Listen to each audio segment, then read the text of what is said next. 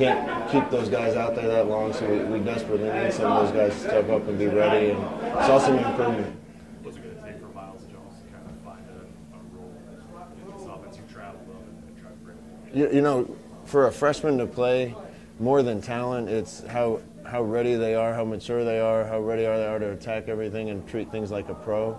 Miles does some really good things. It's got to be consistent, and you know, we just can't put somebody out there till they're completely ready. I think Miles is getting close, but we got to feel good about him being completely ready to be in that environment before we put him out there just like any other freshman. Familiarity with Wisconsin. I know they haven't beaten Wisconsin recently, but their familiarity with Wisconsin, did you feel like that came through this week, that they know a lot about that team and did it help their preparation?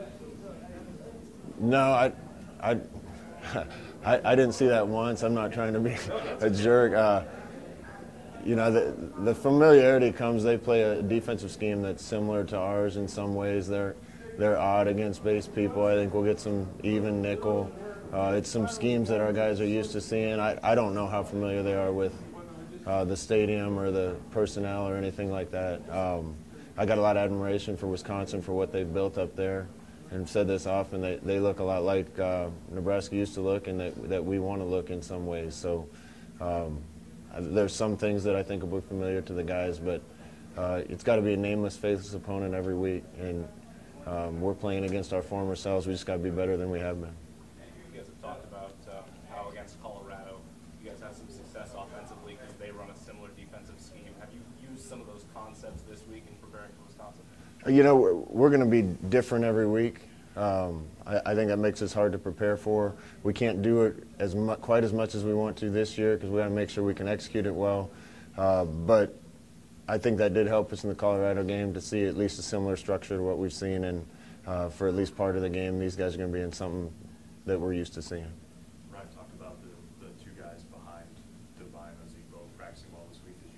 Did you see that too? And do you think you can get something from all three of them? Yeah, I think a couple of those guys had no choice but to step up because Divine practiced really well and it showed up in the game. How you practice on Monday, Tuesday, Wednesday is going to determine how you play in the game. Divine took a couple steps forward, and that's why we left him on the field the other day. Those other guys want to be on the field. They needed to follow suit, and I saw better play from those guys this week. When you're in a difficult start like this, how valuable is your staff then, just as a pick-me-up or an encouragement, because they've been through this before with you. They've all been through it. You've been through it with them. How much have you guys leaned on each other over the first month of the season? Yeah, our staff's like family, and we have been through a hard year before. We lean on each other, and that's great. Usually you go outside the building, you can get some real positive things and some negative. None of that matters. It's all about what's in this building. This group of men are high-character guys that care about one another, and I've seen them fight through difficult times and get something fixed before. And I still just have no doubt we'll get it there. But it's not going to get there overnight. It's got to be every single day moving in the right direction, and these guys know how to do that. What are the challenges for you as a play caller, knowing you'll probably have fewer offensive snaps to work with this week? Yeah, it's a challenge. I remember being at Oregon and playing Stanford when they were really good, and I remember one drive we should have scored, and we didn't get the ball back for about 30 minutes of actual time on a clock. Not the game clock, but real time. And shoot, I could have left the press box and gone out to dinner and come back and still been there in time to call the next series. So we got to be efficient with the snaps we get. You get in a game like that and your defense gets some stops and gets us the ball back, that's when you got a chance. If we allow them just to march it down the field 4, 8, 2, 3, 9, and we don't see the ball, that's the kind of game they want to be in. And our defense has to step up and do well, and our offense has to be efficient when we have it. You put JD back as a punt returner last game. Are you kind of eager to see if you can maybe break him out a little bit there? Yeah, we just got to be careful with a lot of these guys. You know, our depth isn't where we want it. We got to be careful with a lot of them not to run them into the ground, especially considering we're going to have to play 12 weeks in a row.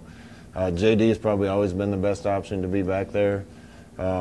but we need him on the field for offense. So I'm excited to see what he can do. We got to block for him. We got to not get penalties on that and start in bad field position. But JD gives us a chance to make a play on that team. Anything else, guys? Coach, I think you've answered the question on this before, but in your estimation, does the new redshirt rule actually allow players to transfer easier? Or is that just a misconception on our part? You know, I'm not completely clear on that. I think it's kind of changed kids' perception of things. I know if you're going to be a graduate transfer and you have 1 year to play, that maybe not playing that year, using that as a red shirt and moving on where you're going to be immediately eligible. I can understand that. You know, I transferred and I played a whole year with my team, decided it wasn't the place for me, went somewhere else, sat out, and used that year as a red shirt. So if a kid leaves in the middle of a season, you know, number one, and not saying anything bad about anybody, but we're trying to preach team first. And anytime you're a part of something that's bigger than just yourself, it's special. And I want the kids to feel that. You know, you kind of feel like any kid that leaves in the middle of the season doesn't have those priorities. In some ways, you got to take care of yourself in this life, but anytime you're part of something that's bigger than yourself, it's even more special. Leaving in the middle of the year, unless I'm cloudy on the rules, they got to serve next year and sit out anyway, unless the rules changes. So I don't really see the advantage in it. I can understand if you're a senior and it's your last year to play and you still have a red shirt, of not burning the year on the bench. So I get that, but we got to see how all this stuff plays out.